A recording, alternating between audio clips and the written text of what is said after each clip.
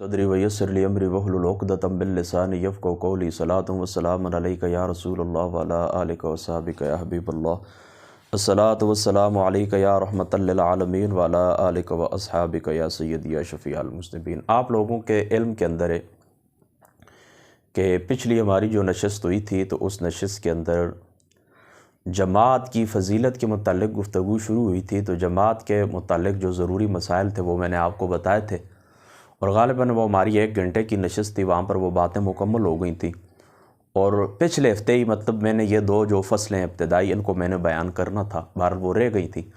تو آج کا ہمارا جو درس ہے انشاءاللہ تعالیٰ، چونکہ ابتدائی باتیں ہو چکی ہیں، تو اب اس طرح کرتے ہیں کہ اللہ تعالیٰ کا نام لے کر روایت نمبر 985 یہاں سے شروع کرتے ہیں۔ تو اس کا مطلب یہ ہے کہ روایت نمبر 984 تک ہمارا درس الحمدللہ تعالیٰ مکمل ہو چکا ہے۔ یہ عن ابن عمر، حضرت ابن عمر رضی اللہ تعالیٰ عنہ آپ اس حدیث پاک کے راوی ہیں، فرماتے ہیں قال قال رسول اللہ صلی اللہ تعالیٰ علیہ وآلہ وسلم صلاۃ الجماعت تفضل صلاۃ الفذ ب27 درجہ۔ حضرت ابن عمر فرماتے ہیں رسول اللہ صلی اللہ تعالیٰ علیہ وآلہ وسلم نے فرمایا باجماعت نماز اکیلے نماز پڑھنے سے 27 درجے افضل ہے۔ یعنی بندہ باجماعت جو نماز پڑھتا ہے تو اس کو 27 گنا زیادہ ثواب ملتا ہے۔ یعنی ایک آپ نے نماز پڑھی ہے تو اکیلے تنہا، اور دوسرے شخص نے جماعت کے ساتھ پڑھی ہے، مسجد کے اندر گیا ہے امام کے ساتھ، جماعت کے ساتھ اس نے نماز پڑھی ہے، تو اس کا ثواب کتنا ہے؟ 27 درجے۔ تو اب یاد رکھیں، یعنی وہ ایک نماز کا ثواب آپ کو ملے اور اس کو 27 نمازوں کا ثواب ملا ہے، یعنی 27 گنا اس کا ثواب آپ لوگوں سے تنہا پڑھنے والے سے کیا ہے؟ زیادہ ہے۔ ٹھیک ہے، سمجھ گئے نا؟ تو یہ صلاۃ الفذ، یہ یاد رکھیں، یہ اس کا معنی ہوتا ہے، فض کا معنی ہوتا ہے فرد، تنہا، تنہائی، اکیلا بمعنی تنہا۔ ٹھیک ہے، سمجھ گئے نا؟ اچھا، اب ایک روایت آگے آئے گی، ہو سکتا ہے اس فصل کے اندر آ جائے، دوسری فصل کے اندر آ جائے، یا نہ آئے تو پھر اگر ابو داؤد شریف کی وہ جو روایات ہیں وہ میں نے آپ کے سامنے پڑھی، ہو سکتا ہے وہاں پر آ جائے۔ بہرحال ایک روایت کے اندر 25 کا ذکر بھی آیا ہے، ایک روایت کے اندر 25 کا ذکر بھی آیا ہے۔ تو اب سوال یہ پیدا ہوتا ہے کہ 27 گنا ثواب ملتا ہے یا 25 گنا ثواب ملتا ہے؟ تو یہ ایک اللہ تعالیٰ کا فضل ہے۔ اس کے اندر میرا جتنا بھی مطالعہ ہے اس کا میں آپ کو نچوڑ بتاتا ہوں۔ اس کا نچوڑ یہ کہ ہو سکتا ہے، ممکن ہے کہ پہلے حضور علیہ الصلوۃ والسلام کی ذات مقدسہ کی طرف اللہ تعالیٰ نے 25 کی وحی کی ہو کہ 25 گنا میں ان کو ثواب عطا کروں گا جو جماعت کے ساتھ پڑھیں گے، اور پھر کچھ عرصے بعد اللہ تعالیٰ نے اپنے فضل کے اندر اضافہ فرما دیا ہو کہ ان کا ثواب اللہ تعالیٰ نے 27 کر دیا۔ یہ بات بھی ٹھیک ہے، اور اس طرح بھی ممکن ہے کہ ہو سکتا ہے کہ نماز کا جو خشوع اور خضوع ہوتا ہے، یعنی جو نمازی ہوتا ہے نا، اس کی کیفیت سامنے رہنی چاہیے۔ یعنی اللہ تعالیٰ کی ذات اقدس کے سامنے وہ کس حالت کے اندر کھڑا ہوتا ہے؟ خشوع اور خضوع کے ساتھ کھڑا ہوتا ہے، نماز کے تقاضے آداب پورے کرتا ہے، اس کے دل کے اندر جو خوف خدا ہے، نماز کی جو حیثیت ہے، مقام ہے، تو اس کو ثواب زیادہ ملتا ہے۔ اور جو اس طرح کہ بس اپنی ایک روٹین پوری کرتے ہیں کہ ایک روٹین ہے، جماعت کے ساتھ ہم نے نماز پڑھنی ہے، یعنی انسانی جو طبیعت ہے نا، انسان کے اندر جو کیفیت ہوتی ہے خوف کی نماز کے متعلق، اللہ تعالیٰ کی ذات پاک کے بارگاہ میں حاضری کے متعلق،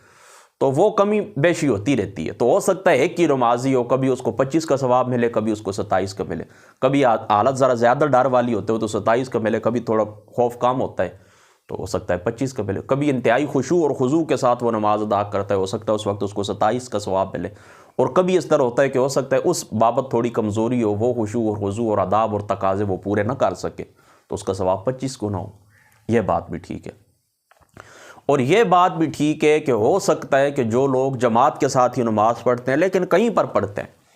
مثال کے طور پر دیکھیں اس روایت کے اندر بھی مسجد کا تو ذکر نہیں ہے نا،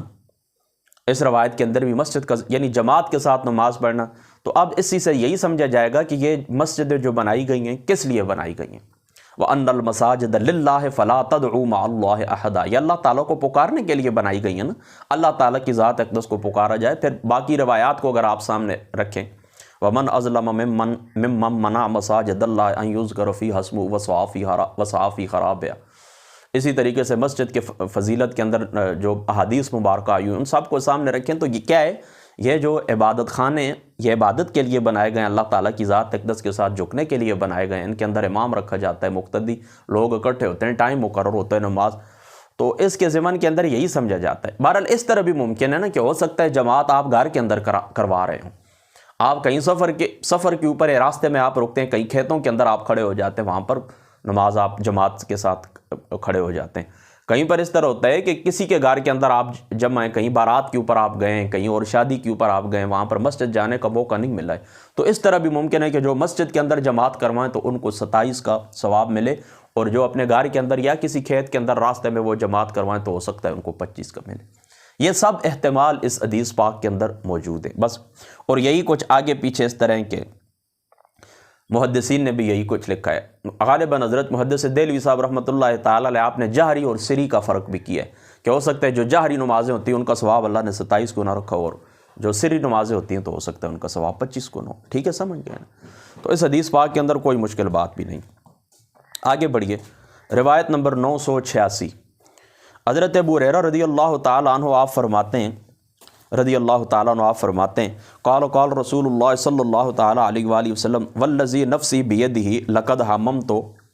ان آمر بحطب فیحطب ثم آمر بالصلاة فیؤذن لها ثم آمر رجلا فیؤم الناس ثم احالف الى رجال وفی روایت لا یشعدون الصلاة فأحرق علیہم بیوتہم والذی نفسی بیدہ لو یعلم احدہم انہ یجد عرقا سمینا او مرماتین حسنتین لشعد العشاء، رواہ البخاری ولمسلم نحوہ۔ اس کو امام بخاری نے بھی نقل کیا اور اسی کی مثل حضرت امام مسلم رحمۃ اللہ تعالیٰ علیہ آپ نے بھی نقل کیا۔ دیکھیں اس کا ترجمہ میں آپ کو سناتا ہوں کہ حضرت ابو ہریرہ رضی اللہ تعالیٰ عنہ آپ فرماتے ہیں کہ رسول اللہ نے فرمایا مجھے اس ذات بزرگ اور برتر کی قسم جس کے قبضہ قدرت کے اندر میری جان ہے۔ حضور نبی پاک صلی اللہ تعالیٰ علیہ وآلہ وسلم آپ کیا فرماتے ہیں کہ اس رب تعالیٰ کی مجھے قسم جس کے قبضہ قدرت کے اندر میری جان ہے، میں نے ارادہ کیا کہ ایندھن جمع کرنے کا حکم دوں، لکڑیاں جمع کرنے کا حکم دوں، ان آمر بحطب فیحطب، اور جب وہ جمع کر دیا جائے تو ثم آمر بالصلاۃ فیؤذن لہا، تو پھر میں نماز کے لیے حکم دوں کہ اب اذان دو تاکہ لوگوں کو، اور اذان کہی جائے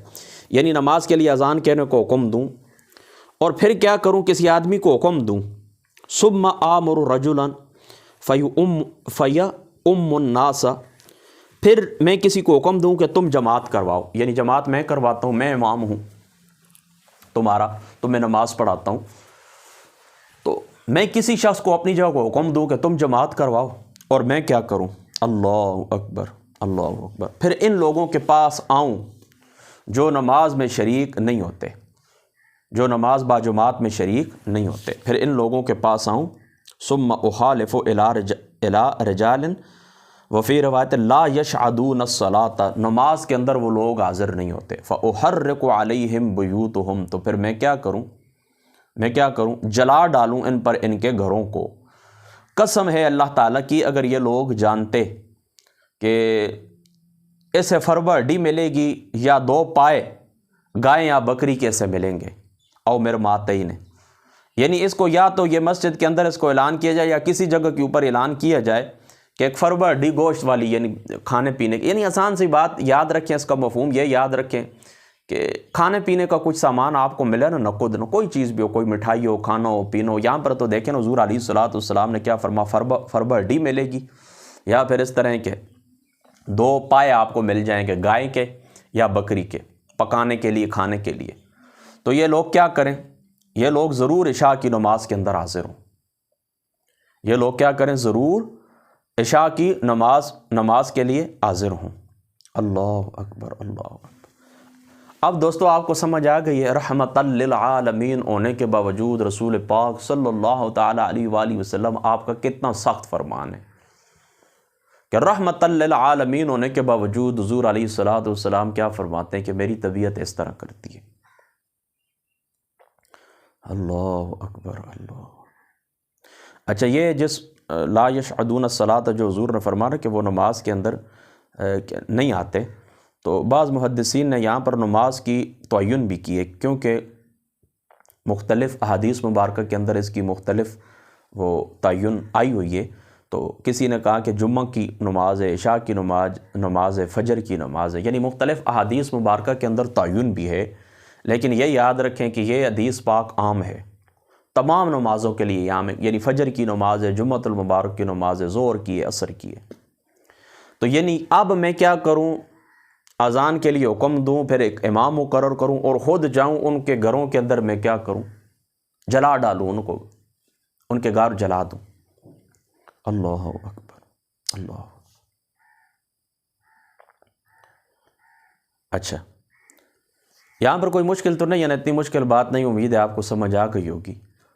کہ جو لوگ جماعت کے اندر حاضر نہیں ہوتے، میری طبیعت کرتی ہے، میں چاہتا ہوں کہ جاؤں، لکڑی اکٹھی کروں، ان کے گھروں کو جلا دوں۔ یہ روایت جو کہ بخاری کے اندر بھی ہے، اور میں نے آج سے تقریباً 10 سال قبل سن 2014 کے اندر، جس وقت میں دورہ حدیث کے اندر تھا، تو میرے جو استاذ گرامی قاضی محمد اسود الحسینی صاحب، آپ نے یہاں پر مجھے ایک بات کہی تھی کہ فرمایا دیکھیں نا، جو حضور کیا فرماتے ہیں، میری تمنا کیا ہے کہ جو لوگ جماعت کے اندر حاضر نہیں ہوتے، میں جا کر ان کے گھروں کو جلا دوں، آگ کے ساتھ جلا دوں۔ آج بھی دیکھ لیں کہ جو لوگ نماز کے اندر حاضر نہیں ہوتے، ان گھروں کے اندر آگ لگی ہوئی ہے، یعنی مانوی طور کے اوپر۔ ایسی آگ تو یہی ہے نا کہ جو آپ یہ بھی ہیٹر جل رہا ہے، یہ بھی آگ ہی ہے نا، یہ ایسی آگ ہے، نظر آتی ہے، اس کے میرے وجود کو گرمی مل رہی ہے، یہ کمرہ گرم ہے۔ اور ایک مانوی آگ ہوتی ہے، جلن، بھائیوں کا بھائیوں کے خلاف ہونا، ایک دوسرے کے خلاف حسد رکھنا، ایک دوسرے کے لیے نیت بری کرنا، ایک دوسرے کا برا سوچنا، حسد، تنگ نظری وغیرہ وغیرہ، یہ ساری چیزیں۔ تو آج بھی آپ اس چیز کو سامنے رکھیں کہ جو لوگ اس طرح کرتے ہیں تو پھر ان کا یہ حالت ہوتی ہے۔ تو یہ حدیث پاک بہت سخت ہے اس باب کے اندر، لہذا جماعت کے اندر ہر شخص کو کوشش کرنی چاہیے کہ اذان ملے۔ تو اذان کا جہاں پر جواب یہ ہے نا کہ آپ جواب دیتے ہیں جس طرح مؤذن کہتے ہیں، اس طرح ایک جواب یہ بھی ہے کہ مسجد کے اندر آپ حاضر ہو جائیں۔ آپ سمجھ گئے نا، آگے بڑھیے۔ وان ہو قال اتن نبی صلی اللہ تعالیٰ علیہ وسلم اعمی، ایک شخص آیا حضور کے پاس، رجل اعمی، جو نابینا تھے، فقال یا رسول اللہ صلی اللہ تعالیٰ علیہ وسلم انہ لیس لی قائد یقود فی الی المسجد، یا یقودنی الی المسجد، کہنے لگا یا رسول اللہ کہ میرے پاس کوئی ایسا آدمی نہیں کہ جو مجھے مسجد تک لے جائے۔ فسال رسول اللہ صلی اللہ تعالیٰ علیہ وسلم ان یرخص لہ فیصلی فی بیتہ، تو اے اللہ تعالیٰ کے رسول، کیا آپ مجھے رخصت دے دیں گے تو میں گھر کے اندر نماز پڑھ لیا کروں؟ تو فرخص لہ، نبی پاک صلی اللہ تعالیٰ علیہ وآلہ وسلم آپ نے ان کو رخصت دے دی۔ فلما ولا، جس وقت وہ پھیر کے چلے گئے، یعنی اپنی پیٹھ انہوں نے کی ہے، یعنی واپس گھر کی طرف چلیں، تو دعا ہو، حضور نے ان کو بلا، فقال هل تسمع النداء، کہ کیا تم اذان سنتے ہو بالصلاۃ، نماز کے لیے؟ فقال ہاں یا رسول اللہ، قال نعم، قال فاجب، پھر تمہیں مسجد کے اندر آنا ہی ہوگا۔ دیکھیں اس کے اندر بھی کتنی تاکید ہے کہ حضور علیہ الصلاۃ والسلام کی ذات اقدس نے رخصت دی ہے، پھر رخصت دینے کے بعد پھر آقا علیہ الصلاۃ والسلام نے فرمایا تم اذان سنتے ہو، ندا سنتے ہو؟ انہوں نے کہا یا رسول اللہ سنتا ہوں۔ فرمایا پھر اس ندا کا تمہیں جواب دینا ہوگا، فاجب، جواب دینا ہوگا۔ یعنی دیکھیں ابھی میں آپ کو کہہ رہا تھا کہ اذان کا ایک جواب یہ بھی ہے کہ آپ نماز کے لیے حاضر ہو جائیں۔ دیکھیں نا، حل تسمع النداء، حدیث پاک کے اندر آپ بالکل ستھرے الفاظ آ گئے، حل تسمع النداء بالصلاۃ، اس ندا کو سنتے ہو؟ قال نعم، میں سنتا ہوں۔ قال فاجب، پھر اس طرح کرنا ہے کہ آپ نے جواب دینا ہے، اس ندا کا جواب دینا ہے، یعنی مسجد کے اندر آپ نے حاضر ہونا ہے۔ اب یہاں پر تھوڑی سی بات ہے کہ چونکہ میں نے کہیں پڑھی نہیں ہے، اس کی شرح میں نے دیکھی نہیں ہے، تو پچھلے ہفتے جو مطالعہ کیا تھا وہ بھی ابھی ذہن کے اندر نہیں ہے، میں بس چونکہ وقت تھوڑا ہے، آپ کو پتہ ہے پھر معراج شریف کا جلسہ، اس کی بھی تیاری کرنی، تو میں نے دوبارہ نہیں دیکھا۔ یہاں پر تھوڑی سی ایک بات آنی چاہیے، وہ یہ کہ حضور علیہ الصلاۃ والسلام کی جو ذات اقدس سے پہلے ان کو رخصت دی، پھر حضور علیہ السلام نے ان کو بلایا اور کہا کہ اب تیرے لیے رخصت نہیں ہے، تو نے آنا ہوگا۔ اس کی کیا وجہ ہے؟ تو کہیں پر کوئی اس طرح نہ میری نظروں سے روایت گزری ہے اور نہ کہیں پر کوئی تشریح میرے ذہن کے اندر ہے۔ بہرحال میرے ذہن کے اندر جو بات آتی ہے، اللہ تعالیٰ کی ذات اقدس اگر ٹھیک ہے تو اللہ تعالیٰ کی ذات اقدس قبول فرمائے، نہیں تو اللہ تعالیٰ معافی عطا فرمائے، کہ یا تو اس طرح کہ پہلے حضور علیہ الصلاۃ والسلام کو وہی ہوئی ہے کہ اس شخص کو آپ اجازت دے دیں، حضور نے ان کو رخصت دے دی، پھر اس طرح کہ حضور علیہ الصلوۃ والسلام کو وہی ہوئی کہ نہیں، آپ اس کے لیے آپ اس طرح کریں کہ اس سے اجازت واپس لیں اور اس کو کہیں کہ آیا کر مسجد کے اندر، تاکہ لوگوں کو اس کی اہمیت پتہ چلے۔ اور یہ بھی ممکن ہے، اور اس طرح بھی ممکن ہے کہ حضور علیہ الصلوۃ والسلام نے اپنے اختیار سے، اپنی مرضی سے ان کو رخصت دی ہو کہ خیر تم نابینا ہو، نہ آیا کرو۔ پھر اس طرح کہ حضور علیہ الصلوۃ والسلام کی جو ذات مقدس ہے، حضور علیہ الصلوۃ والسلام کی ذات مقدسہ نے پھر اس طرح کیا ہو کہ آقا علیہ الصلوۃ والسلام نے بہتری اس کے اندر دیکھی ہو کہ بہتری اب اس کے اندر ہے کہ ان کو اجازت نہ دی جائے، بلکہ ان کو کیا کہا جائے، یہ جو رخصت ہے اس رخصت کے اوپر یہ عمل نہ کریں، ان کے لیے بہتری یہ ہے کہ یہ عزیمت کے اوپر یہ عمل کریں۔ ٹھیک ہے، بس یہی کچھ میرے ذہن کے اندر ہے، اللہ تعالیٰ قبول فرمائے۔ تو دو باتیں آپ نے ذہن کے اندر رکھنی ہیں، باقی انشاءاللہ تعالیٰ زندگی رہی تو یہ نماز با جماعت سے جو بندہ رہ جاتا ہے اس کے لیے کچھ عذر ہیں فقہاء نے جو ذکر کیے ہیں، احادیث پاک کے اندر آئے، ان کی روشنی کے اندر فقہاء نے تقریباً میرے خیال میں 17 یا 18 بنتے ہیں، تو وہ انشاءاللہ تعالیٰ زندگی رہی تو میں آپ کو بیان کر دوں گا۔ بہرحال تیسری فصل کے ساتھ، جس وقت تیسری فصل کے اندر جائیں گے نا تو وہ سارے میں ذکر کر دوں گا۔ بہرحال آپ نے ذہن کے اندر رکھنا ہے کہ سخت سردی ہو، بارش ہو، راستے کے اندر کیچڑ ہو، دشمن کا خوف ہو، سخت قسم کی بیماری ہو، اندھیرا ہو، پاؤں کا کچھ مسئلہ ہو، چلنے کے اندر کوئی تکلیف ہو، گرنے پڑنے کا اندیشہ ہو، ٹھنڈی ہوائیں ہوں، تو یہ عذر ہیں، یعنی ان کی وجہ سے آپ اس طرح کی جماعت سے پیچھے رہ سکتے ہیں۔ اندھیری رات ہے مثال کے طور پر، ٹھنڈی ہوائیں چل رہی ہیں، سخت سردی، انتہائی سخت سردی، انتہائی تیز ٹھنڈی بارش ہے، نگاہ کا آپ کی نظر کا کوئی مسئلہ ہے، گرنے کا اندیشہ ہے، پاؤں کے اندر کوئی موچ آئی ہوئی ہے، پاؤں کٹا ہوا ہے، پاؤں زخمی ہے، تو یہ ساری چیزیں، یہ تقریباً 8-9 تو میں نے آپ کو گنوا بھی دی ہیں، باقی انشاءاللہ چلو میں دیکھ کے نا باقی 17 یا 18 جو فقہاء نے ذکر کی ہیں وہ انشاءاللہ تعالیٰ میں آپ کو بتا دوں گا۔ ٹھیک ہے، تو یہ عذر بھی ہیں، ٹھیک ہے، لیکن عزیمت یہی ہے، یعنی عذر کی وجہ سے آپ رہ جائیں نا تو رخصت ہے آپ کے لیے، کوئی آپ کے اوپر گناہ نہیں ہے کسی قسم کا۔ لیکن اگر آپ اس کے باوجود بھی آپ مت کرتے ہیں، ساتھ کسی آدمی کو ساتھ لے آتے ہیں، سردی کے باوجود آپ چادر لپیٹتے ہیں، کوٹ وغیرہ آپ پہنتے ہیں، جرسی آپ پہنتے ہیں اور سردی سے بچنے کا اہتمام آپ کرتے ہیں اور مسجد کی طرف آتے ہیں، تو نور علی نور ہے۔ ٹھیک ہے، یہ بات آپ سمجھ گئے۔ وعن ابن عمر انہ اذن بالصلاۃ فی لیلۃ ذات برد وریح،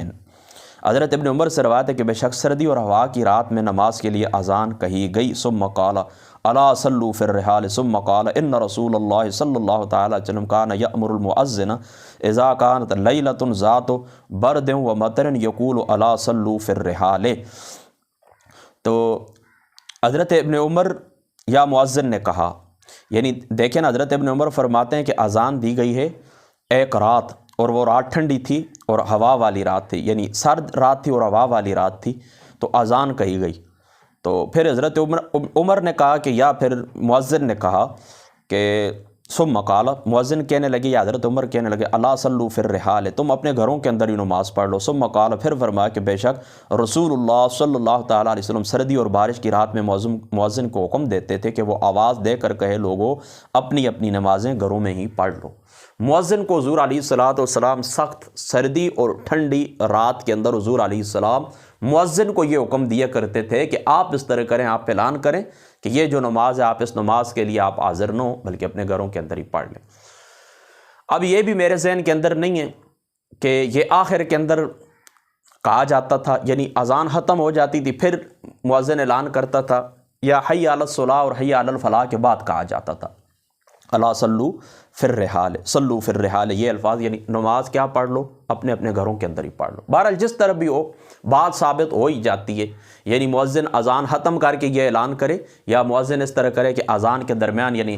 حی علی التین کے بعد، یعنی حی علی الصلاۃ اور حی علی الفلاح کے بعد اگر مؤذن کہے کہ صلوا فی الرحال یا الا صلوا فی الرحال، اپنے گھروں کے اندر نماز پڑھ لو، تو یہ بات کیا ہے، بالکل درست ہے۔ یعنی تو دیکھیں نا، جو عذر میں نے آپ کو گنوائے نا 1000 جو بنتے ہیں تقریباً 18، ان میں سے 2 یہاں پر بھی آ گئے، بارش اور سرد رات۔ سمجھ گئے نا آپ، سرد رات ہو بارش ہو تو اس بارش کے اندر، سرد رات کے اندر آپ نے کیا کرنا ہوگا، آپ اپنی نماز اپنے گھروں کے اندر ہی پڑھ لیں۔ بسم اللہ۔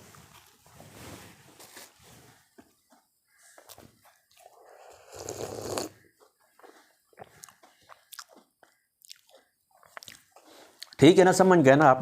کیا کریں، تو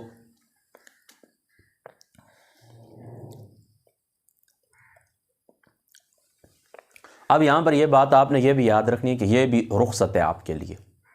یہ آپ کے لیے کیا ہے؟ رخصت ہے، یعنی یہ عزیمت نہیں ہے۔ بارش کے اندر بھی تو ہم نماز کے لیے آتے ہیں، میں بھی کئی دفعہ آیا ہوں، ہاتھ کے اندر چھتری پکڑ لیتے ہیں، سخت ٹھنڈی رات ہوتی ہے، چلو خیر کوئی بات نہیں، میرا تو گھر مسجد ساتھ ساتھ ہی ہے،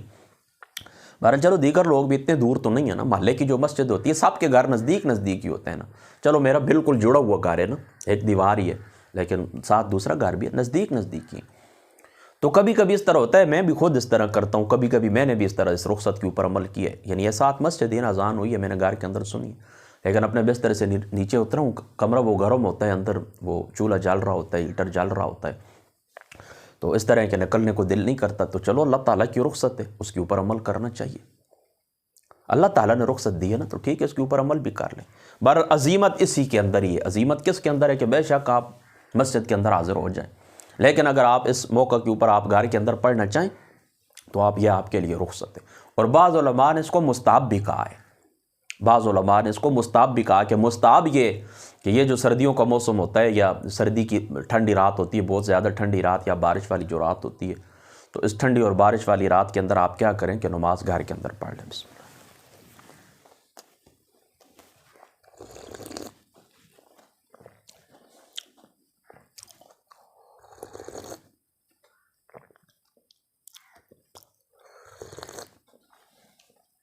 ناراض نہیں ہونا، یہ میرا تقریباً دن کو 3 بجے بس یہی دن کا کھانا وغیرہ نہیں ہوتا ہے، بس اس کے اندر یہی ہوتا ہے، بس چائے ایک ساتھ ڈبل روٹی ہو جاتی ہے، بس پورا دن کا یہی کھانا ہوتا ہے صبح ناشتے کے بعد۔ پھر اس طرح کی نماز میں پڑھتا ہوں نا، تو نماز مغرب کی پڑھ کے مغرب کی پڑھنے کے بعد پھر جو کچھ ٹکڑا نصیب کے اندر کھانا نصیب کے اندر ہوتا ہے وہ میں کھا لیتا ہوں، کیونکہ بیٹھنے کا کام ہے نا، کوئی سخت کام تو ہے نہیں، بس یہی پڑھنے لکھنا ہی ہوتا ہے، تو اس میں بہتری سے بھی ہوتی ہے، ایک تو معدہ بھی اچھا ہی رہتا ہے، اور دوسری بات ہے چلو نیند وغیرہ اور بار بار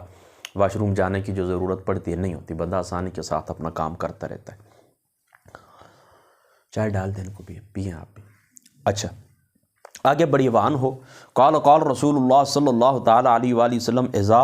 وضع عشاء احدکم واقیمت الصلاۃ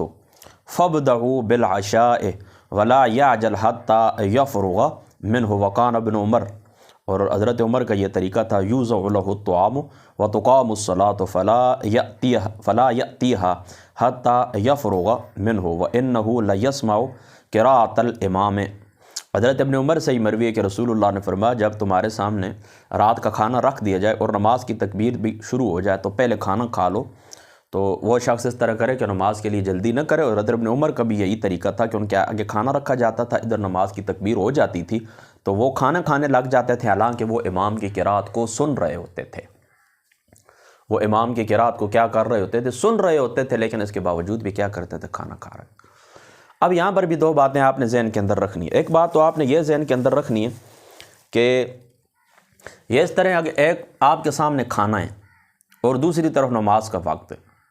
تو آپ اس طرح کریں کہ اگر آپ کو اس کھانے کی طرف رغبت ہے، یعنی آپ کو بھوک لگی ہوئی ہے، اور وہ بھوک اس طرح کہ نماز کے جو خشوع اور خضوع ہوتا ہے تو اس کے اندر خلل آئے گا، یعنی اگر میں نماز کے لیے کھڑا بھی ہو جاؤں تو میرا کھانے کی طرف ہی توجہ ہوگی، تو آپ پہلے کھانا کھا لیں۔ اس طرح یہ بھی ممکن ہوتا ہے کہ آج کل بھی اس طرح کے گھروں کے اندر یہ پرابلم وغیرہ ہوتی ہے، گیس نہیں آ رہی، فلاں نہیں ہو رہا، بجلی بھی نہیں ہوتی، گیس لائٹ کچھ بھی نہیں ہوتا، تو کھانا بار بار گرم کرنا خواتین کے لیے مسئلہ ہوتا ہے، تو اگر کھانا گرم کر دیا گیا ہے اور اب اگر نماز کے لیے چلے جائیں پھر کھانا ٹھنڈا ہو جائے گا، اور گیس کی بھی کچھ امید نہیں ہے کہ آئے یا نہ آئے، یعنی اس طرح ہوتا ہے کبھی گھنٹے بعد دے دیتے ہیں، کبھی 2 گھنٹے بعد دیتے ہیں، کبھی 5 گھنٹے بھی نہیں ہوتی، کبھی اس طرح ہوتا ہے پورے دن کے اندر اس طرح 1-2 گھنٹے دیتے ہیں اور باقی ہوتی ہے، جس طرح بجلی کا معاملہ ہے، لوڈ شیڈنگ کا معاملہ، گیس کی لوڈ شیڈنگ ہوتی ہے۔ ہمارے ملک کے اندر تو آپ لوگ اچھی طرح جانتے ہیں کہ سردیوں کے اندر گیس کی لوڈ شیڈنگ اور گرمی اور سردیوں دونوں کے اندر بجلی کی لوڈ شیڈنگ بھی جاری رہتی ہے، لیکن چلو بہت سخت سردیوں کے اندر تھوڑا کم ہو جاتی ہے بجلی کی لوڈ شیڈنگ، لیکن گیس کی لوڈ شیڈنگ تو سردیوں کے اندر جاری رہتی ہے، اور گرمیوں کے اندر تو بجلی کا نشان بھی نہیں ہوتا۔ تو اس طرح کبھی اگر کوئی معاملہ ہے نا کہ بعد میں پھر خواتین کے لیے پرابلم ہے، ان کو کھانا پھر گرم کرنا پڑے گا، تو آپ اس طرح کے کھانا کھا لیں۔ اس طرح کبھی اس طرح ہوتا ہے انسان تنہا ہوتا ہے، بسم اللہ،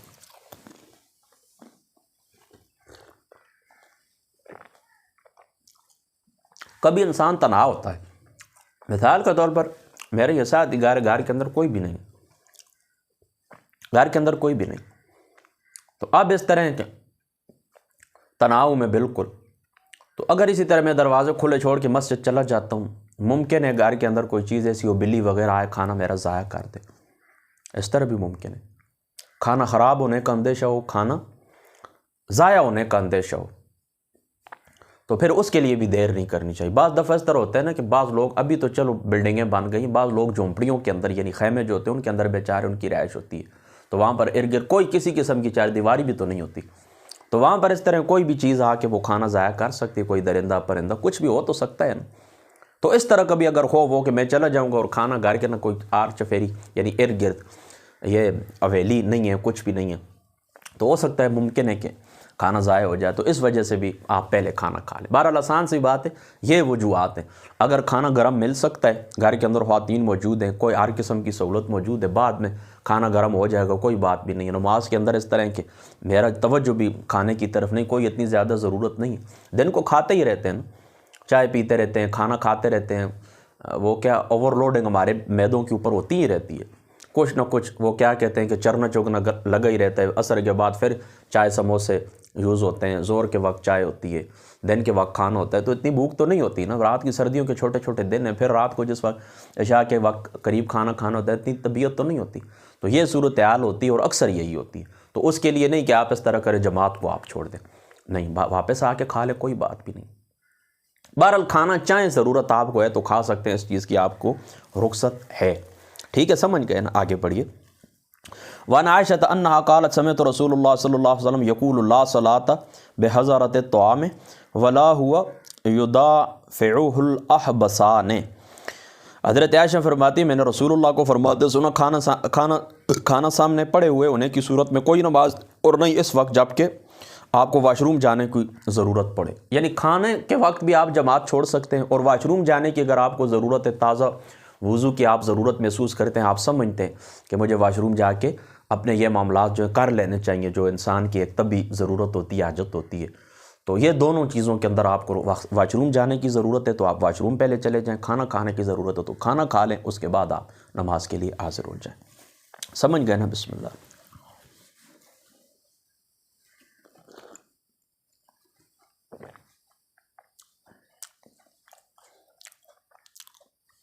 یہاں پر ایک بات اور بھی آپ ذہن کے اندر رکھ لیں، امام طیبی صاحب رحمۃ اللہ تعالی علیہ آپ کا قول ہے، آپ فرماتے ہیں کہ وقت کبھی اتنا تنگ ہوتا ہے، یعنی آپ اس طرح نا مثال کے طور پر آپ نماز کے لیے نہ جائیں، کھانا کھانا شروع ہو جائیں یا واش روم چلیں جائیں، اور وقت کا نماز کا وقت اتنا تنگ ہے کہ اگر میں واش روم چلا گیا ہوں یا کھانا کھانے بیٹھ گیا ہوں تو نماز کا وقت ہی گزر جائے گا، یعنی ادا نماز میں ادا نہیں کر سکوں۔ یہ رخصت تو اس وقت ہے نا کہ جب وقت کے اندر اتنی وسعت ہو کہ آپ اس طرح کریں گے کہ اس نماز کو ادا کر لیں گے، یعنی چلو جماعت تو رہ جائے گی، پیچھے وقت تو ہے نا۔ آپ مثال کے طور پر ظہر کی نماز ہوتی ہے 1:30 بجے، ہم 1:30 بجے پڑھتے ہیں، 1:30 کے اوپر، 1:15 کے اوپر پڑھ لیں، تو اب اس کا وقت تو کافی ہوتا ہے نا، غالباً 4 بجنے کے قریب ان دنوں کے اندر 3:49 یا اتنا وقت ہوتا ہے۔ تو اب ظہر کی نماز سامنے اور کھانا آ گیا ہے، تو اگر آپ کھانا چاہیں تو پیچھے تو کافی سارا وقت بچتا ہے نا۔ لیکن بعض اس طرح ہوتا ہے کہ نماز کا وقت تنگ ہوتا ہے کہ تھوڑا سا وقت باقی رہ گیا ہے، مثال کے طور پر عشاء کہیں دیکھ لیں کہ اب آپ نے مغرب کی نماز نہیں پڑھی اور کھانا سامنے آ گیا ہے، اب چلو جماعت تو چلی گئی، اپنی نماز کے لیے بھی وقت باقی نہیں بچتا، یعنی اگر تھوڑا سا اور دیر کر لیں گے تو عشاء داخل ہونے والی ہے۔ آج کل عشاء غالباً 7:12 کے اوپر داخل ہو جاتی ہے، تو اس سے پہلے مغرب کا وقت ہوتا ہے نا، تو 7 بجے مثال کے طور پر آپ ارادہ کرتے ہیں کہ چلو کھانا سامنے آ گیا، بعد میں مغرب پڑھتا ہوں، تو اب تو وقت تنگ ہے، نکل جائے گی نماز، اس کے لیے پھر پہلے آپ کو کیا کرنا چاہیے، آپ پہلے نماز پڑھ لیں۔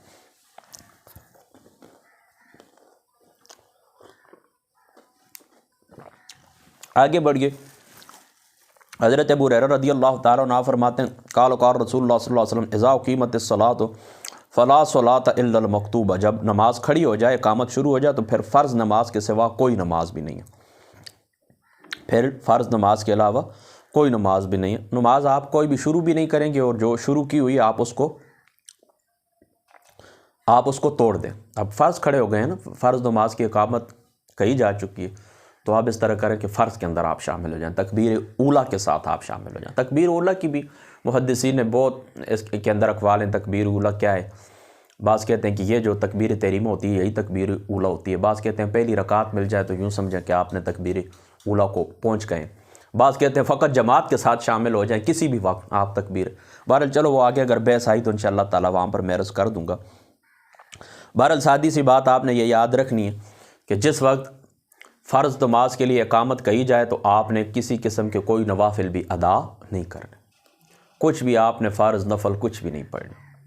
البتہ صبح کی جو سنتیں، غالباً اس کی گفتگو پہلے گزر چکی ہے، میں اس کے اوپر تفصیلی گفتگو کر چکا ہوں. صبح کی جو سنتیں تو ان کی اہمیت چونکہ بہت زیادہ ہے، ان کی اہمیت بہت زیادہ ہے. لہٰذا اگر آپ کو یہ بات معلوم ہے،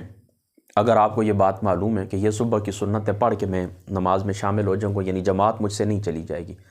تشہد کے اندر بھی اگر آپ کو یقین ہے کہ میں امام صاحب کے ساتھ مل سکتا ہوں، آپ کو یقین ہے، تو آپ اس طرح کریں کہ پہلے ان سنتوں کو ادا کر لیں ان کی اہمیت کے باعث. لیکن وہ بھی کوشش آپ کی یہ ہونی چاہیے کہ مسجد کے اندر نہیں دروازے کے اوپر ہوں، کہیں سائیڈ کے اوپر کوئی کمرہ مسجد کا بنا ہوا ہے، کہیں سین کے اندر کھڑے ہو کر سائیڈ کے اوپر آپ اس طرح کریں، جلدی جلدی پڑھ لیں، جلدی جلدی پڑھ لیں، ٹھیک ہے، اور شامل ہو جائیں. تو یہ صبح کی نماز، صبح کی جو 2 سنتیں تو ان کی حیثیت کی وجہ سے، ان کی حیثیت کی وجہ سے، اور اس کے اوپر میں چونکہ گفتگو پہلے کر چکا ہوں،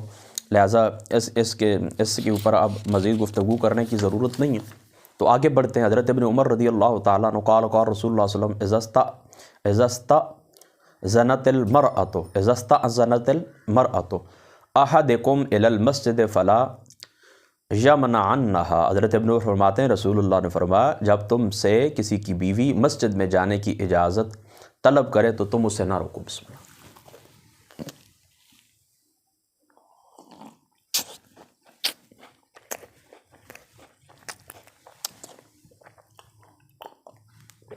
اب آپ اس بات کو سمجھ گئے کہ تمہاری بیوی تم سے مسجد جانے کی اجازت طلب کرے تو تم اسے مسجد جانے سے نہ روکو، وہ جا سکتی ہے. اچھا، بعض علماء نے یہاں پر یہ بھی لکھا ہے کہ یہ حکم بوڑھی عورتوں کے لیے جسے دیکھنے سے کسی قسم کی انسان کے اندر کوئی رغبت، کوئی شہوت پیدا نہیں ہوتی. اچھا،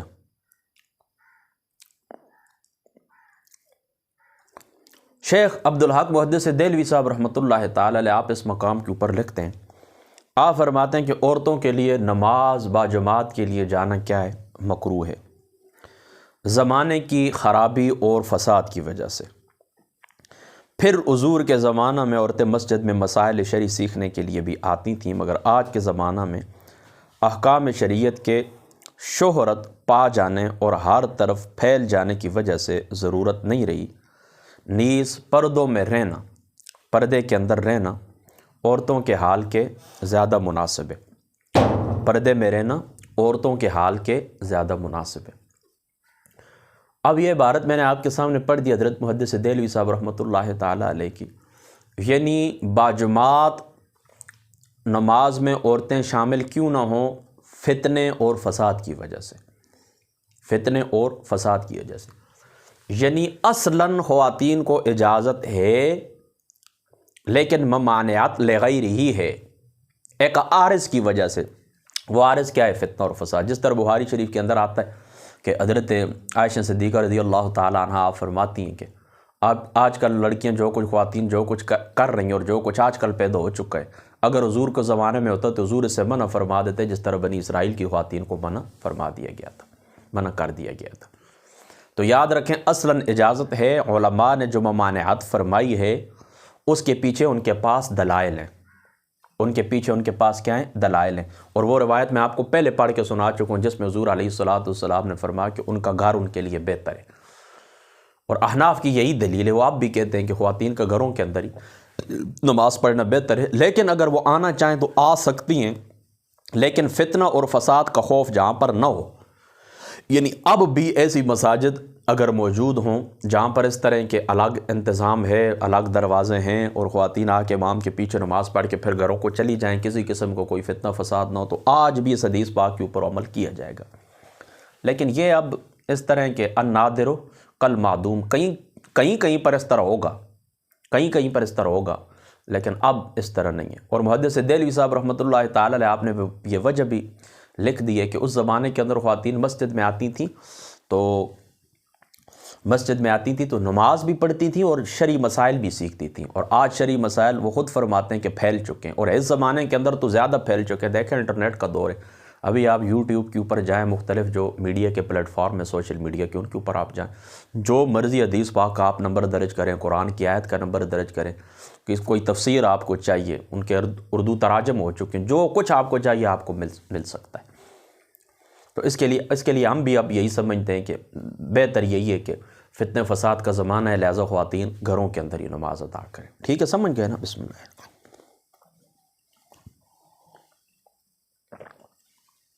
آگے بڑھیے۔ وعن زینب امرأۃ عبد اللہ بن مسعود زینب امرأۃ عبد اللہ بن مسعود قالت قال لنا رسول اللہ صلی اللہ علیہ وسلم اذا شہدت احداکن المسجد فلا تمس طیبا۔ حضرت عبداللہ بن مسعود کی بیوی حضرت زینب فرماتے ہیں کہ ہمیں عورتوں کو رسول اللہ نے فرمایا جب تم میں سے کوئی مسجد میں آئے تو خوشبو لگا کر نہ آئے، خوشبو لگا کر نہ آئے۔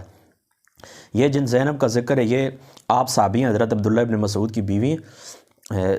ان سے ان کے خاوند حضرت ابو سعید، حضرت ابو ہریرہ، حضرت عائشہ صدیقہ رضی اللہ تعالیٰ عنہ آپ نے حدیث روایت کی ہیں۔ ٹھیک ہے، کوئی یعنی اگر آئیں بھی نا مسجد میں نا تو یہ خوشبو وغیرہ لگا کر نہ آئیں تاکہ لوگوں کو رغبت نہ ہو۔ وعن ابی ہریرہ قال قال رسول اللہ صلی اللہ علیہ وسلم ایما امرأۃ اصابت بہورا فلا تشہد معنا العشاء الآخرہ۔ حضرت ابو ہریرہ سے روایت فرماتے ہیں رسول اللہ صلی اللہ تعالیٰ علیہ وآلہ وسلم نے فرمایا جب کوئی عورت خوشبودار دھوئیں سے اپنے جسم کو بسا چکی ہو تو وہ نماز عشاء کے لیے ہمارے پاس نہ آئے۔ یہاں عشاء آخرہ سے نماز عشاء مراد آخرہ کی قید اس لیے کہ بعض دفعہ نماز مغرب پر بھی عشاء کا اطلاق کر دیتے ہیں، پھر خاص عشاء کی تخصیص اس لیے کہ یہ اندھیرے اور تاریکی کا وقت ہے، اس میں وقوع اور فتنہ زیادہ اور نزدیک تار ہوتا ہے، اس لیے تخصیص نہیں کیا یہ چیز وقت عشاء میں ہی منحصر ہے۔ یعنی عشاء کا جو وقت ہوتا ہے زیادہ یعنی اندھیرا ہوتا ہے، اور رات کی جو سیاہی ہوتی ہے آپ کو پتہ ہے یہ شیطان کی سیاہکاریوں کے لیے پردہ ہوتی ہے، تو بس اس طرح ہوتا ہے کہ یعنی برے بندوں کے لیے، نیکوں کے لیے تو یہ جو رات کی سیاہی ہوتی ہے اللہ تعالیٰ کی ذات اقدس سے ملاقات کے لیے ایک حجاب ہوتا ہے، باقی دنیا والوں سے وہ کیا ہوتا ہے، حجاب ہوتا ہے، وہ اللہ تعالیٰ کی جو ذات شریف ہے تو ان کے ساتھ ملاقات ہوتی ہے۔ بہرحال جو شیطان قسم کے لوگ ہوتے ہیں، شیطانی ذہن رکھتے ہیں، تو ان کے لیے یہ رات گناہوں کے لیے سیاہ رات جو ہوتی ہے تو ان کی سیاہکاریوں کے لیے کیا ہوتی ہے، پردہ ہوتی ہے۔ آگے بڑھیا فصل ثانی۔ حضرت ابن عمر قال قال رسول اللہ صلی اللہ علیہ وسلم لا تمنعوا نساءکم المساجد وَبُيُوتُهُنَّ خَيْرٌ لَهُنَّ۔ اے وہ الفاظ آپ بھی گئے۔ حضرت ابن عمر فرماتے ہیں رسول اللہ نے فرمایا لوگوں اپنی عورتوں کو مسجدوں میں آنے سے نہ روکو اور ان کے گھر ان کے لیے بہتر ہیں۔ اللہ اکبر، اللہ اکبر، اللہ اکبر، اشہد ان لا الہ الا اللہ،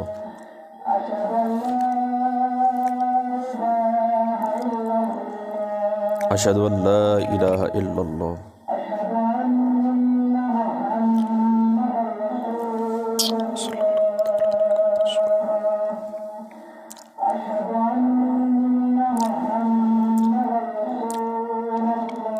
قرۃ عین بک یا رسول اللہ صلی اللہ علیہ وسلم۔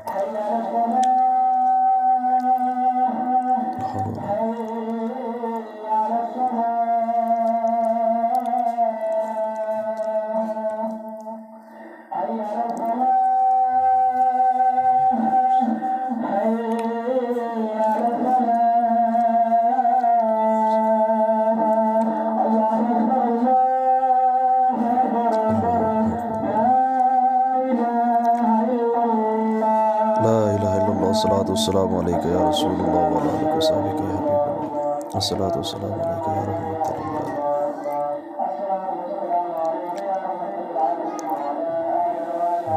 اللهم رب هذه الدعوة التامة والصلاة القائمة محمد الوسيلة والفضيلة والدرجة الرفيعة وبعثه مقاما محمودا الذي وعده رزقنا شفاعته۔ تو حضرت ابن عمر کیا فرماتے ہیں کہ رسول پاک صلی اللہ تعالیٰ علیہ وآلہ وسلم نے فرمایا لوگوں اپنی عورتوں کو مسجدوں میں آنے سے نہ روکو اور ان کے گھر ان کے لیے بہتر ہیں۔ ٹھیک ہے، وَبُيُوتُهُنَّ خَيْرٌ لَهُنَّ، یعنی مسجد آنا چاہیں تو بے شک آ سکتی ہیں، فتنے کا خوف نہ ہو یہ یاد رکھیں، اور گھر ان کے لیے بہتر ہے۔ لہٰذا اب بھی بہتر یہ، اس زمانے کے اندر بہتر یہ تھا، تو آج بدرجہ اولا بہتر یہ کہ خواتین نماز گھروں کے اندر ہی ادا کریں۔ وعن ابن مسعود قال قال رسول اللہ صلی اللہ علیہ وسلم صلاۃ المرأۃ فی بیتها افضل من صلاتها فی حجرتها۔ حضرت ابن مسعود رضی اللہ تعالیٰ عنہ آپ سے روایتیں فرماتی ہیں، حضرت ابن مسعود آپ فرماتے ہیں کہ رسول اللہ صلی اللہ تعالیٰ علیہ وآلہ وسلم نے فرمایا، عورت کا اپنے گھر میں نماز پڑھنا اس کے اجرہ میں نماز پڑھنے سے افضل ہے۔ وصلاتها فی مخدہها افضل من صلاتها فی بیتها، اور اس کا اپنے کوارٹر کے اندر یعنی اپنے سامان خانہ میں نماز پڑھنا اس کے گھر میں نماز پڑھنے سے بہتر ہے۔ یعنی جو سین ہے اس سے بھی بہتر یہ کہ اپنا جو اندر مکفل حجرہ ہوتا ہے سائیڈ کے اوپر جہاں پر وہ تخت پوش بنے ہوتے ہیں وہاں پر خواتین یعنی جتنا سیپریٹ وہ نماز پڑھے وہ اتنا اس کے لیے زیادہ بہتر ہے۔ ٹھیک ہے، آگے بڑھیے۔ وعن ابی ہریرہ رضی اللہ تعالیٰ عنہ قال انی سمعت حبی، حضرت ابو ہریرہ فرماتے ہیں میں نے اپنے محبوب آقا ابو القاسم صلی اللہ تعالیٰ علیہ وسلم حضور کی ذات اقدس سے سنا، یقول لا تقبل صلاۃ امرأۃ، اللہ تعالیٰ اس عورت کی نماز کو قبول نہیں فرماتا، تطیبت للمسجد حتی تغتسل غسلها من الجنابۃ، اس عورت کی نماز قبول نہیں ہوتی جو مسجد میں آنے کے لیے خوشبو لگائے جب تک کہ وہ جنابت والا غسل نہ کر لے۔ اس سے مقصود بدن سے خوشبو کا دھونا اور غسل جنابت سے تعبیر کرنے میں اس طرف اشارہ کہ خوشبو لگا کر مسجد میں آنا جب قوت شہوانی کو ابارے اور وہ تیز کرے تو وہ جماع کی طرح ہے۔ اللہ اکبر، یعنی دیکھیں نا یہ انسان کی جو قوت شہوانی ہوتی ہے، اگر عورتیں اس طرح بان ٹھان کے آئیں اور خوشبو لگا کے آئیں اور وہ قوت شہوانی ابھر پڑے تو گویا یوں سمجھیں کہ وہ جماع کی طرح، یعنی ان کے ساتھ ہم بستری کی طرف ہے۔ اس لیے اس کی تفسیر حضور علیہ الصلوۃ، اس لیے اس کی تفسیر کس سے کی گئی ہے؟ برائی سے کی گئی ہے، جو فاحش ہے مبینہ جس کو کہتے ہیں نا، بڑی برائی جو ہوتی ہے عورت اور مرد آپس میں مل جاتے ہیں، اس سے اس کی تعبیر کی گئی۔ اور علامہ طیبی نے کہا کہ یہ اس وقت ہے جب کہ سارے بدن کو خوشبو ملی ہو، اور اگر بدن کے صرف کسی حصے کے اوپر خوشبو لگائیے تو پھر اس کو دھو دے، یعنی سارے بدن کے اوپر خوشبو لگائیے اور اس سے کیا ہے کہ دماغ کے اندر وہ سارے معاملات آ سکتے ہیں، تو پھر وہ یعنی مبالغت کے طور پر حضور علیہ الصلوۃ والسلام نے کیا فرمایا، اب یہ پورا اپنا بدن دھو کر آئے، اور اگر بعض حصے کے اندر خوشبو لگائیے تو کوئی بات نہیں، بعض حصہ یعنی اس طرح کے لوگوں کو یعنی ایسا کوئی فعل بھی نہیں کرنا چاہیے، چاہے خوشبو لگائیں چاہے اور اپنے کپڑوں کے اوپر کوئی اس طرح کا اسٹائل آپ بنائیں، یا کپڑوں کا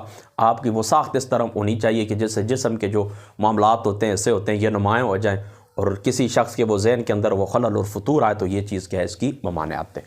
وعن ابی موسیٰ قال قال رسول اللہ صلی اللہ علیہ وسلم کل عین زانیۃ، حضور نے فرمایا ہر آنکھ زنا کرنے والی، وان المرأۃ اذا استعطرت فمرت بالمجلس فہی قضا و قضا، یعنی زانی۔ حضرت ابو موسیٰ سے روایت فرماتے رسول اللہ نے فرمایا ہر آنکھ زنا کرتی ہے، بے شک جو عورت خوشبو لگا کر مجلس کے پاس سے گزری تو وہ ایسی ہے، یعنی زانیہ ہیں۔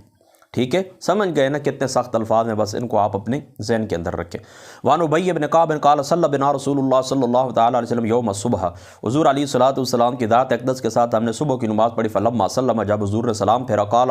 اشاہد فلان، کیا فلاں بندہ حاضر ہے؟ قالوا لا، فرمایا نہیں۔ قال اشاہد فلان، کیا فلاں بندہ حاضر ہے؟ قالوا لا، نہیں۔ قال ان ہاتین الصلاتین اثقل الصلاۃ علی المنافقین، فرمایا یہ دو نمازیں جو ہے یہ منافقین کے اوپر بھاری ہوتے ہیں، ولو تعلمون ما فیہما لآتیتموہا ولو حبوا علی الرکب، فرمایا اگر ان لوگوں کو معلوم ہوتا کہ اس میں کیا اجر و ثواب ہے تو اپنے زانوؤں کے اوپر چل کے آتے، اپنے زانوؤں کے اوپر چل کے آتے۔ لا تتما ولحم علی الرکب وان الصف الاول علی مثل صف الملائکہ، اور پہلی جو صف ہوتی ہے نا، پہلی صف تو یہ ملائکہ کی صف کی طرح ہے، ملائکہ کی صف کی طرح ہے۔ وَإِنَّ الصَّفَّ الْأَوَّلَ عَلَى مِثْلِ صَفِّ الْمَلَائِكَةِ وَلَوْ عَلِمْتُمْ مَا فَضِيلَتُهُ لَأَبْتَدَرْتُمُوهُ، وَإِنَّ، اور اگر انہیں اس کی شان کا پتہ چل جاتا، یعنی پہلی صف کی فضیلت کا پتہ چل جاتا تو تم اس کے پانے کے لیے لَأَبْتَدَرْتُمُوهُ، تم اس کے پانے کے لیے جلدی کرتے۔ وَإِنَّ صَلَاةَ الرَّجُلِ مَعَ الرَّجُلِ أَزْكَىٰ مِنْ صَلَاتِهِ وَحْدَهُ، اور بے شک مرد کی نماز مرد کے ساتھ زیادہ افضل اور پاکیزہ ہے، اور اس کے اکیلے نماز پڑھنے سے اور دو آدمیوں کے ساتھ نماز پڑھنا اس کے ایک آدمی کے ساتھ مل کر نماز پڑھنے سے افضل ہے۔ وَإِنَّ صَلَاةَ الرَّجُلِ مَعَ الرَّجُلِ أَزْكَىٰ مِنْ صَلَاتِهِ وَحْدَهُ وَصَلَاتُهُ مَعَ الرَّجُلَيْنِ أَزْكَىٰ مِنْ صَلَاتِهِ مَعَ الرَّجُلِ وَمَا قَصُرَ فَهُوَ أَحَبُّ إِلَى اللَّهِ تعالیٰ، اور اگر اس سے بھی زیادہ ہو جائیں، یعنی جتنی زیادہ جماعت ہوگی تو اللہ تعالیٰ کی ذات اقدس کو اتنی ہی محبوب ہے۔ یعنی دیکھیں نا یہاں پر حدیث پاک کے اندر کیا آتا ہے کہ ان ہاتین الصلاتین اثقل الصلاۃ علی المنافقین، یعنی صبح اور عشاء کی نماز، صبح اور عشاء کی نماز، اور عشاء کو صبح کے ساتھ ذکر کرنا یا تو قرینہ حال کی بنا پر ہے یا لوگوں کو پہلے سے عشاء کے بارے میں علم تھا کہ منافقین اس کے بھی تارک ہیں، اور اس سے یہ مفہوم ہوتا ہے کہ وہ دو آدمی نفاق میں مشہور تھے جن کے متعلق حضور نے پوچھا اور وہ نہیں تھے، تو حضور علیہ الصلوۃ والسلام کی ذات اقدس نے کیا فرمایا کہ یہ دو نمازیں جو ہے نا وہ منافقین کے اوپر کیا ہوتی ہیں، باری ہوتی ہیں، یعنی عشاء کے متعلق تو انہیں پہلے سے معلوم تھا تو حضور علیہ الصلوۃ والسلام نے اس کا ذکر بھی ساتھ ہی فرما دیا، یا پھر صبح کے متعلق پہلے سے معلوم تھا تو ساتھ حضور علیہ الصلوۃ والسلام نے عشاء کا ذکر بھی فرما دیا، اور فرمایا کیونکہ ان دونوں کا نفاق بہت مشہور تھا تو حضور نے فرمایا یہ دو نمازیں منافقوں کے اوپر باری ہوتی ہیں۔ اب آپ سمجھ گئے نا، اللہ اکبر اللہ۔ تو اب یہاں پر دیکھیں دو باتیں آپ نے یاد رکھنی، ایک تو یہاں پر آپ کو فضیلت پتہ چلی ہے جماعت کی، دوسری فضیلت کس کی پتہ چلی ہے آپ کو، کس کی پتہ چلی ہے؟ صف اول کی، صف اول کی جماعت کی فضیلت بھی آپ جان لیں اور صف اول کی فضیلت بھی آپ جان لیں، یعنی حضور علیہ الصلوۃ والسلام نے فرمانا کہ پہلی جو صف ہوتی ہے تو یہ ملائکہ کی صف کی طرح، یعنی جو اللہ تعالیٰ کے کبریائی کی بارگاہ کے اندر کھڑے ہونے والے ملائکہ مقربین ہیں، ظاہر سی بات ہے ان کا درجہ زیادہ ہوتا ہے نا، یعنی جتنا ان کو اللہ تعالیٰ کا قرب جس شخصیت کو جس ذات کو نصیب ہوتا ہے وہ اتنی زیادہ اس کو فضیلت حاصل ہوتی ہے، تو یہ ملائکہ مقربین وہ ہیں کہ جو اللہ تعالیٰ کا قرب پانے والے، یعنی اس قرب سے مراد یہ مسافت یا یہ چیزیں مراد نہیں ہیں، میری بات سمجھیں، یعنی قریب ہونا جسمانی لحاظ سے، جسمانی قرب مراد نہیں ہے بلکہ روحانی قرب مراد ہے، کہ جس طرح وہ آگے ہوتے ہیں، یعنی ان کی گویا کہ پہلی صف ہے، یعنی وہ اس مقام کے اندر پہلے سب سے آگے بڑھ گئے، تو اس طرح جو ملائکہ مقربین سب سے آگے بڑھے اور اللہ تعالیٰ کی بارگاہ کبریائی کے اندر وہ کھڑے قرب کے مقام کے اوپر سب سے وہ آگے، باقی سب ان کے پیچھے، بالکل اسی طرح یہ پہلی صف کی فضیلت ہے، تو گویا کہ پہلی صف کے اندر کھڑے ہونے والے بھی ایسے ہیں جیسے اللہ تعالیٰ کے فرشتوں کی پہلی صف جو اللہ تعالیٰ کے قریب ہے، ٹھیک ہے، سمجھ گئے، اور اس کا ثواب کیا ہے، بہت زیادہ ہے۔ وعن ابی الدرداء قال قال رسول اللہ صلی اللہ تعالی علیہ وسلم ما من ثلاثة فی قریۃ ولا بدو لا تقام فیہم الصلاة الا قد استحوذ علیہم الشیطان فعلیک بالجماعۃ فانما یأکل الذئب القاسیہ۔ حضرت ابو الدرداء رضی اللہ تعالیٰ عنہ فرماتے ہیں رسول اللہ نے فرمایا کسی بستی اور گاؤں میں 3 آدمی نہیں ہوتے جن میں نماز با جماعت قائم نہیں کی جاتی مگر بے شک ان پر شیطان غالب آ جاتا ہے، تو اے میرے امتی تیرے لیے جماعت کے ساتھ رہنا ضروری ہے، بیڑیا اسی بکری کو کھاتا ہے جو گلے سے الگ ہو جاتی ہے، یعنی دیکھیں نا گلے کے اندر بکریاں ہیں نا تو وہ جا رہی ہیں کٹھی، تو بیڑیا ان کو تو نقصان نہیں دیتا نا، اب جو گلے سے باہر نکل کے سائیڈ کی اور جاتی ہے نا تو وہ کیا اس کو بیڑیا نقصان دے دیتا ہے، اس کو کھا جاتا ہے، اس کو زخمی کر جاتا ہے، اس کو نقصان دے دیتا ہے، تو بالکل آپ نے یہ بات ذہن کے اندر رکھنی ہے کہ 3 آدمی جہاں پر اکٹھے ہوں ان کو جماعت کروانی چاہیے، 2 کو بھی کروانی چاہیے لیکن 3 کو تو ہر حال کے اندر کروانی چاہیے، تو حضور علیہ الصلوۃ والسلام نے فرمایا کوئی بستی گاؤں اگر 3 آدمی ہیں اور وہاں پر وہ باجماعت نماز ادا نہیں کرتے تو شیطان ان کے اوپر کیا ہو جاتا ہے، غالب ہو جاتا ہے، اور یہاں پر پچھلی روایت کے اندر بھی حضور علیہ الصلوۃ والسلام نے فرمایا کہ مرد کی مرد کے نماز کے ساتھ پڑھنا پاکیزہ اور افضل ہے، یعنی 2 بندے بھی اگر کھڑے ہو نا تو مرد کے ساتھ ہی پڑھے، اور مرد کی نماز مرد کے ساتھ زیادہ افضل اور پاکیزہ ہے اس کے اکیلے نماز پڑھنے سے، یعنی دیکھیں نا 2 بندے اکٹھے ہو گئے نا تو جماعت کر لیں تو یہ زیادہ بہتر ہے بجائے اس کے کہ اکیلے اکیلے پڑھیں، ٹھیک ہے، اور 2 آدمیوں کے ساتھ نماز پڑھنا اس کے 1 آدمی کے ساتھ مل کر نماز پڑھنے سے افضل ہے۔ اب اس طرح 3 ہو گئے ہیں تو اب ظاہر سی بات ہے کہ 2 آدمی مل گئے، یعنی مقتدی 2 گئے ہیں کہ ایک امام اور 2 مقتدی ہو گئے، تو اب اس نے کیا کیا، 1 آدمی کے ساتھ نماز نہیں پڑھی، 2 آدمیوں کے ساتھ اس نے نماز پڑھی، تو یہ زیادہ اور زیادہ بات فضیلت والی ہو گئی۔ وما قصر فهو احب الى اللہ تعالیٰ، اور جتنا یہ بات آگے بڑھتی جائے گی اللہ تعالیٰ کی ذات اقدس کو کیا یہ بات پسندیدہ ہے، تو 3 آدمی جہاں پر ہوں گے تو انہوں نے ہر صورت کے اندر کیا کرنا ہے، جماعت ادا کرنی ہے۔ وعن ابن عباس قال قال رسول اللہ صلی اللہ تعالی علیہ وآلہ وسلم من سمع المنادی فلم یمنعه من اتباعه عذر قالوا وما العذر قال خوف او مرض لم تقبل منه الصلاة التي صلى۔ حضرت ابن عباس سے روایت ہے رسول اللہ نے فرمایا جس آدمی نے اذان سنی اور اسے اس کی اتباع و پیروی سے کسی عذر نے نہ روکا، لوگوں نے کہا عذر کیا ہے، فرمایا خوف یا بیماری، تو جو نماز اس نے پڑھی وہ قبول نہیں ہوگی۔ اللہ اکبر، یعنی دیکھیں نا کوئی عذر نہیں ہے اور تم نے کیا کیا ہے کہ اذان سنی ہے، ندا تم نے سنی ہے اور عذر کوئی نہیں ہے، جو عذر میں نے آپ کو بتایا کہ 17 یا 18 فقہاء نے ذکر کیے ہیں احادیث پاک کی روشنی کے اندر، اس میں آپ کو بتا چکا ہوں کہ یہاں پر بھی خوف اور کسی قسم کی بیماری اگر اس کو نہیں ہے اور وہ اس طرح کے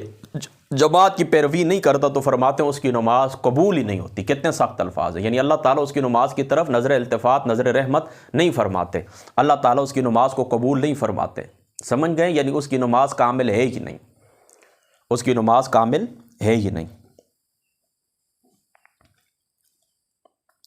بہرحال اس حدیث پاک کے ظاہر سے اگر آپ دیکھیں تو غالباً حضرت امام احمد ابن حنبل رضی اللہ تعالیٰ عنہ جنہوں نے کہا کہ نماز فرض عین ہے، یہ ان کی دلیل ہے کہ نماز فرض عین کی یہ دلیل بنتی ہے۔ بہرحال ہمارے نزدیک ظاہری سی بات ہے کہ فرض عین نہیں ہے بلکہ سنت ہے، اور جمہور کے نزدیک باجماعت نماز سنت ہے۔ تو ہم یہاں پر یہی اس کی تعویل کریں گے کہ بہت زیادہ اس حدیث پاک کے اندر کیا ہے، مبالغہ ہے، بہت زیادہ مبالغہ اور تاکید کا اہتمام کیا آقا علیہ الصلوۃ والسلام کی ذات اقدس نے، یعنی گویا کہ وہ نماز قبول ہی نہیں، یعنی کوئی بات بھی نہیں، آپ سے وہ فرض جو آپ کے ذمہ تھا وہ تو ادا ہو گیا، اس میں ذرا برابر بھی شک نہیں، لیکن جماعت کے ساتھ نماز پڑھنے کی اہمیت اس حدیث پاک سے واضح ہوتی ہے۔ وعن عبداللہ ابن ارقم قال سمعت رسول اللہ صلی اللہ تعالی وسلم یقول اذا قیمت الصلاۃ ووجد احدکم الخلاء فلیبدأ بالخلاء۔ دیکھیں نا، یعنی کوئی بندہ بھی نماز کی اگر وہ تیاری کرتا ہے، تکبیر کہی جا رہی ہے، یعنی نماز اب جماعت کھڑی ہو گئی ہے، لیکن اس بندے کو واش روم جانے کی ضرورت ہے، پہلے بھی یہ روایت گزر چکی ہے، تو وہ بندہ کیا کرے، آگے بڑھ کر کیا کرے، پہلے واش روم سے فارغ ہو جائے تاکہ اس کی وہ جو ہوتا ہے کہ طبیعت کے اندر نشاط پیدا ہو جائے۔ وعن ثوبان قال قال رسول اللہ صلی اللہ علیہ وسلم ثلاث لا يحل لأحد ان يفعلهن۔ حضرت ثوبان فرماتے ہیں رسول اللہ نے فرمایا تین کام ایسے کہ ان کا کرنا کسی کے لیے جائز نہیں ہے۔ لا يؤمن رجل قوما، لا يؤمن رجل قوما فيخص نفسه بالدعاء دونهم فإن فعل ذلك فقد خانهم۔ فرمایا کہ آدمی لوگوں کو امامت نہ کرے، جب دعا کرے تو صرف اپنی ذات کے لیے دعا کرے، لوگوں کے لیے دعا نہ کرے، اگر وہ ایسا کرے گا تو خیانت کا مرتکب ہوگا۔ یعنی اس طرح نہیں کرنا چاہیے، آپ کسی قوم کے امام ہیں اور آپ صرف اپنے لیے دعا کریں، اگر صرف اپنے لیے دعا کریں گے تو آپ کیا ہیں، بخیل ہیں اور آپ خیانت کرنے والے ہیں۔ دوسری بات کون سی فرمائی، ولا ينظر في قهر بيت قبل ان يستأذن، اور کسی کے گھر میں بلا اجازت وہ نہ دیکھے، ولا ينظر في قهر بيت قبل ان يستأذن فإن فعل ذلك فقد خانهم۔ پہلی بات حضور نے کیا فرمائی کہ امام دعا کرائے تو اپنے لیے تنہا دعا نہ کرے اور کسی کی اجازت کے بغیر اس کے گھر کے اندر نہ دیکھے، دو کام ہو گئے۔ فإن فعل ذلك فقد خان، ولا يصلي وهو حقن حتى يتحفف، اور وہ بندہ جس کو واش روم جانے کی ضرورت ہو، پیشاب وغیرہ کی ضرورت ہے اور وہ اس طرح کی ضرورت ہے اس کو، اور وہ کیا کرے، اور وہ نماز نہ پڑھے، یعنی پہلے کیا کرے، واش روم جا کر اپنی ضرورت پوری کر لے، جو اس کی حاجت ہے وہ پوری کر لے، نئے سرے سے وضو کرو پھر مسجد کے اندر۔ تو تین باتیں ہو گئی جائز نہیں ہیں۔ ایک تو واش روم جانے کی ضرورت پہلے آپ نے پوری کرنی ہے، بعد میں نماز کے لیے آنا ہے، یعنی پہلے نماز کے لیے اگر آئیں گے واش روم جانے کی ضرورت ہو تو یہ آپ کے لیے جائز نہیں ہے۔ دوسرا کیا، حضور علیہ الصلوۃ والسلام نے فرمایا کسی کے گھر کے اندر نگاہ رکھنا اس کی اجازت کے بغیر، یہ بھی آپ کے لیے کیا منع ہے، اور امام تنہا اپنے لیے دعا نہ کرے بلکہ سب کے لیے دعا کرے، یہ تین باتوں کا آپ نے خیال رکھنا ہے۔ وعن جابر قال قال رسول اللہ صلی اللہ تعالی علیہ وآلہ وسلم لا تؤخروا الصلاة لطعام ولا لغیر۔ حضرت جابر فرماتے ہیں رسول اللہ نے فرمایا کھانے یا کسی اور کام کی خاطر نماز میں دیر نہ کرو، نماز میں دیر نہ کرو۔ تو محدثین آپ دیکھیں نا، پیچھے روایت گزر چکی ہے نا کہ واش روم کے لیے بھی آپ کو اگر ضرورت ہے، کھانا بھی آپ کے سامنے آ گیا، اور یہاں پر کیا آتا ہے، یہاں پر یہ آتا ہے کھانا ہو یا کوئی کام بھی ہو نماز میں دیر نہ کریں۔ تو اس کو محدثین فرماتے ہیں کہ یہ اس حالت کے اوپر محمول ہے کہ جب نماز کا وقت جا رہا ہو، یعنی نماز کا وقت وسیع ہے، یہ پہلے بھی میں آپ کو بتا چکا ہوں، تو کھانا بھی آپ کھا لیں، واش روم بھی آپ جائیں، لیکن اگر نماز کا وقت تنگ ہے، آپ کو پتہ ہے چند منٹ باقی ہیں، اگر میں نے نہ پڑھی تو نماز قضا ہو جائے گی، تو پھر آپ اس طرح کریں کہ جا کر پہلے نماز پڑھ لیں، اس کے بعد کھانا کھا لیں یا واش روم اس کے بعد چلے جائیں۔ اب آپ اس بات کو سمجھ گئے نا، تو حضرت جابر رضی اللہ تعالیٰ عنہ آپ والی یہ جو روایت ہے تو یہ اس کے اوپر محمول ہے۔ دیگر بھی اس طرح کے محدثین نے اس کے جوابات دیے ہیں۔ بعض یہ بھی فرماتے ہیں کہ کھانا سامنے نہ آیا ہو بلکہ سامنے آنے کے قریب ہو،